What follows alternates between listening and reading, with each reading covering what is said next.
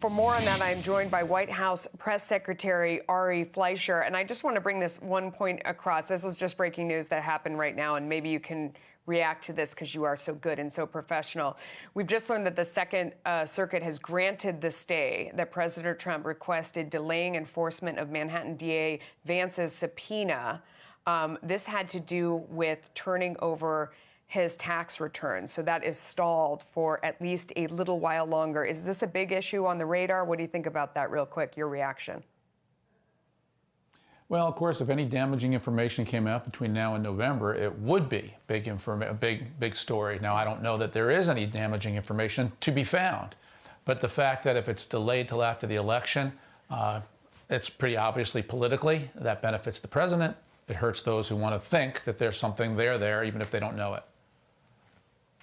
Yeah. Ari, I touched on this a couple minutes ago with Jose Aristimuño. I wanted to get your take on the fact that Joe Biden didn't take any questions after his Pittsburgh speech yesterday. He's taken, I don't know, maybe 5 news conferences since the 1st of March. That's compared to about 150 from the president. One person tweeting the fact that Joe Biden still cannot take questions from the press is very telling. What do you think about that?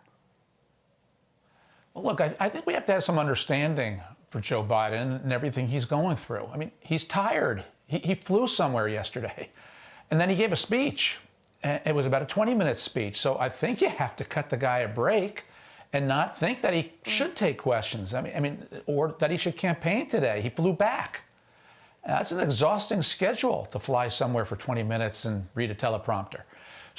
Look, the problem that Joe Biden has is obvious. His handlers, after seeing him take a question and saying, "You ain't black," and then having him ask a black questioner, "Are you a junkie?"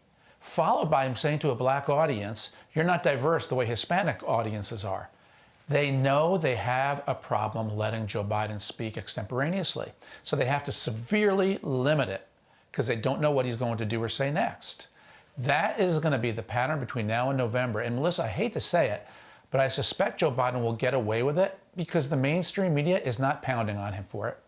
I've been around when the press created feeding frenzies and forced me, others I worked for, to back down. No such case here. The press is yielding to what Joe Biden is doing. What do you think about the back and forth about the violence that's out there right now? And, you know, originally the Democrats were sort of saying there's nothing to see here. It's a few isolated incidents.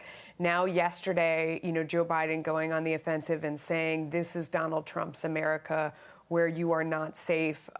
President Trump, on the other hand, you know, saying that you know, the Biden camp hasn't addressed it before this, and now if they were in charge, they would be as soft as the mayors in these towns are, and this would be sort of what you saw on a national level. What do you think about this back and forth? Who's winning the argument, if anyone? You know, Joe Biden's maneuvering to try to blame this on President Trump is not going to work, and here's why. There are certain issues that have decade-long patterns where people just know it's true. Republicans are tougher on crime. Democrats are not. We have all lived with that for multiple decades, and it infects our politics and how we look at issues. What's happening in the cities is places where it is a left-wing, far-left, Antifa, not even left reaction to some of the police shootings. And it's only happening in Democratic-controlled cities. These are not happening in rural areas. They're not happening in Trump areas. They're happening in overwhelmingly Democratic areas where the Democratic response has been one of weakness, has been one of wishing for, in Minneapolis, radical love. In Seattle, a summer of love. Joe Biden's problem is the summers of love are now turning into autumns of love. And because that love comes with rioting, looting, fires, it's really creating a problem for Joe Biden. Yeah, not everybody loves it. Ari Fleischer, thank you so much.